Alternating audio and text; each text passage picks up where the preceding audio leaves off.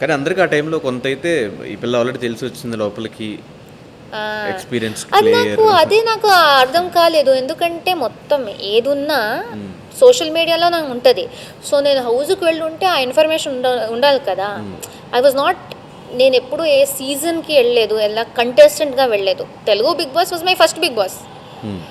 So అది ఆన్లైనే ఉంది. సో ఎందుకు జనాలు, నేను అక్కడ ఆ హౌస్ లోపలికి వెళ్ళింది చూస్తే దేనికి వెళ్ళాను, ఎంతసేపు ఉన్నాను అది కూడా తెలియాలి కదా. It was called a mini season, ఎందుకంటే సిక్స్ డేస్కి ఉందా. అది ఎందుకు తెలుసుకోలేదు అని సర్ప్రైజ్ అయ్యా నేను. So that's all. సీజన్ అయితే ఇదే ఫస్ట్. సో ఇప్పుడు ఈ విఎల్ఓ ఒకటి చేస్తున్నావు, వేరే లెవెల్ ఆఫీస్, అండ్ ఇంకేమున్నాయి ప్రాజెక్ట్స్ చేతిలో? విఎల్లో చేస్తాను, కన్నడలో కుకింగ్ షో చేశాను. ఇప్పుడు there is one serial that is coming up in Star Maa ఉంది.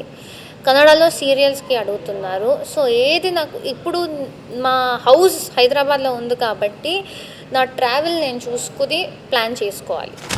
సో ఇక్కడ అక్కడ షిఫ్ట్ సో టైమింగ్, డేట్స్ ఇదంతా ఎక్కడ సెట్ అవుతుంది, విఎల్ఓతో పాటు ఇది ప్రాజెక్ట్స్ తీసుకుంటే ఎక్కడ పని చేయాలి ఇదంతా చూసుకోవాలి.